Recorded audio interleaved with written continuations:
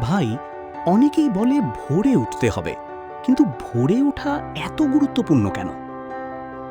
একটা ছেলে ছিল, তার অনেক স্বপ্ন ছিল। সে সফল হতে চাইতো, নতুন কিছু শিখতে চাইতো, নিজের জীবন বদলাতে চাইতো। কিন্তু তার একটা সমস্যা ছিল, সে প্রতিদিন দেরি করে ঘুমাতো আর দেরি করে উঠত। প্রতিদিন সকালে সে ভাবত, আর 5 মিনিট ঘুমাই। সেই 5 মিনিট কখনো আধা ঘন্টা হয়ে যেত, কখনো 1 ঘন্টা। ফলাফল, তার দিনের শুরু হতো তাড়াহুড়ো দিয়ে। কোনো পরিকল্পনা থাকতো না, কোনো নিয়ম থাকতো না। একদিন সে খেয়াল করল, যারা তার চেয়ে অনেক এগিয়ে গেছে তারা তার চেয়ে বেশি প্রতিভাবান নয়। তাদের একটা অভ্যাস আছে, তারা দিনের শুরুটা নষ্ট করে না। সেদিন সে সিদ্ধান্ত নিল, আগামীকাল থেকে নয়, আজ রাত থেকেই পরিবর্তন শুরু করবে।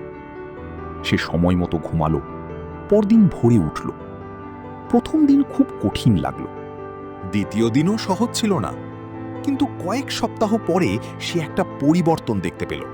তার দিনগুলো আগের চেয়ে গোছানো হয়ে গেছে, কাজের প্রতি মনোযোগ বেড়েছে, আর সবচেয়ে বড় কথা, সে নিজের ওপর বিশ্বাস ফিরে পেয়েছে। কারণ সে বুঝতে পেরেছিল, সফলতা শুধু বড় সিদ্ধান্ত থেকে আসে না, অনেক সময় সফলতা শুরু হয় একটা ছোট্ট অভ্যাস থেকে।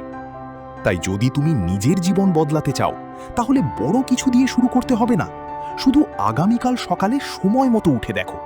হয়তো তোমার জীবনের সবচেয়ে বড় পরিবর্তন